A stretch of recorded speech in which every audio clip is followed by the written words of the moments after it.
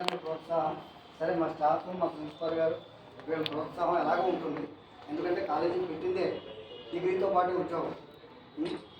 నేను ఆమె కొత్తలో స్లోగన్ ఇచ్చేవాడిని, అది కాపీ స్లోగనే అయినా చాలా బాగా క్లిక్ అయింది.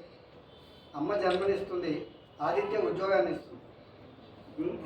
మరి ఆ లక్ష్యంతోనే డిగ్రీ కాలేజీ స్థాపించాం. రాజమండ్రిలో డిగ్రీ కాలేజ్ స్థాపించడానికి చైర్మన్గా ఎంత మాత్రం ఒప్పుకోలేదు. ఎందుకంటే నేను ఏదో ఇక్కడ సాధిస్తున్నాను, కాకినాడలో అక్కడ ఫెయిల్ అయితే మళ్ళీ మెయిన్ బ్రాంచ్కి ఇబ్బంది వస్తుందన్నప్పుడు జూనియర్ కాలేజీ పెట్టినప్పుడు అన్నారు. జూనియర్ కాలేజీలో ర్యాంకులు సాధించాం. అలాగే డిగ్రీ పెట్టినప్పుడు అంటే నేను చెప్పాను, ఇంతవరకు మనం డిగ్రీతో క్యాంపస్ కాలేదండి. అలాగే అది ఆసెట్ ఐసెట్ ర్యాంకులు కూడా లేవు, అవి మనం సాధిద్దాం, వాడికే లేవు డిగ్రీతో. ఫస్ట్ నుంచి ఆసెట్ ఐసెట్ చెప్తూ క్యాంపస్ అంటే ఆయన నెవ్వాడు. ఆ రోజున డిగ్రీ కాలేజీ క్యాంపస్ ఎవరు తీసుకుంటారండి? ఇంజనీరింగ్ తీసుకుంటారు, కానీ వీళ్ళ అవసరం ఏముంటుంది అన్న.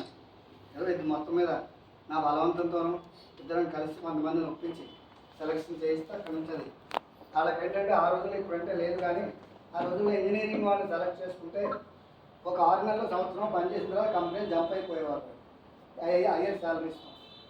ఆ ఉద్దేశంతో అవన్నీ ఎక్కించి మా డిగ్రీ వాళ్ళని ఇంటర్వ్యూ చేయండి అని చెప్పి మనం ట్రైన్ ఇచ్చి ఇంటర్వ్యూ చేసినట్టయితే వాళ్ళు ఒక రకంగా సాటిస్ఫై అయ్యారు. దేనికంటే డిగ్రీ వాళ్ళు ఎక్కడికి కదలరు, ఒకసారి ఉద్యోగం ఇస్తే అక్కడికి కదలరు.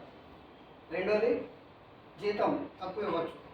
బయట డిగ్రీ వాళ్ళకి ఉద్యోగం రావాలంటే 5,000 6,000 ఆ రోజుల్లో మామూలు గుమస్తాలుగాను వాటిలోను.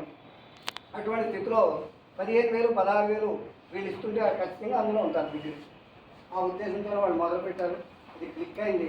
ఇవాళ మనం మరి ఎక్సలెంట్గా 3